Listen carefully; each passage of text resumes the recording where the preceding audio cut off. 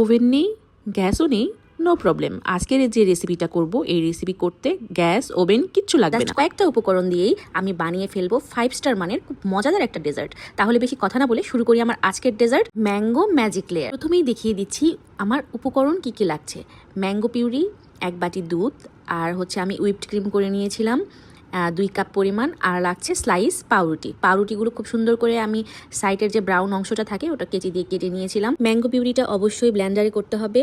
আমি খুব গাঢ় যে কালার আমগুলো আছে ওগুলো বেছে বেছে নিয়েছিলাম। আর এখানে আমি গুঁড়া দুধটা পানি দিয়ে একটু গুলিয়ে নিয়েছিলাম।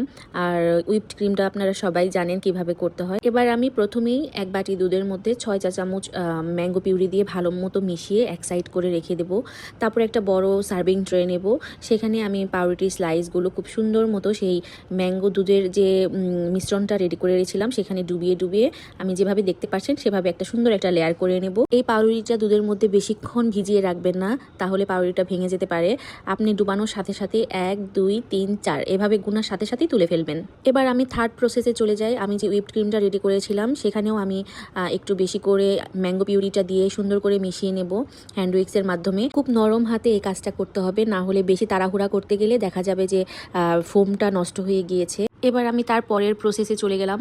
এরপর যে পাউরুটি লেয়ারটা করে নিয়েছিলাম, এবার আমি হুইপড ক্রিমটা সুন্দর মতো একটা লেয়ার করে নিব আস্তে আস্তে করে। খুব সুন্দর লেয়ারটা যেন সুন্দর হয়, এর জন্য আমাকে খুব সুন্দর করে আস্তে আস্তে লেয়ারটা সাজাতে হয়েছে। এরপর আবার আমি ম্যাঙ্গো পিউরিতে দুধ আর ম্যাঙ্গো পিউরিতে পাউরুটির স্লাইসটা ভিজিয়ে আবার আরেকটা লেয়ার করে নিব, মানে 2টা লেয়ার হলো আমার। এভাবে আমি সুন্দর করে আরেকটা লেয়ার করে নিলাম এবং সেম প্রসেসে আমি আবার ক্রিমটা উপরে দিয়ে একটা ব্রাশের সাহায্যে খুব সুন্দর একটা সিম্পল একটা ডিজাইন করে নিলাম। দেখতেও সুন্দর লাগবে, কথাই আছে আগে দর্শনধারী তারপর গুণবিচারী। এভাবেই আমি খুব সুন্দর করে একটা ডিজাইন করে নিলাম। আর আমি কিছু ম্যাঙ্গো সুন্দর করে ছোট ছোট করে কেটে নিয়েছিলাম, সেটা দিয়ে আমি খুব সুন্দর করে আমার মন মতো একটা ডিজাইন করে নিলাম। আপনারা আপনাদের পছন্দ মতো সুন্দর করে সাজাতে পারেন।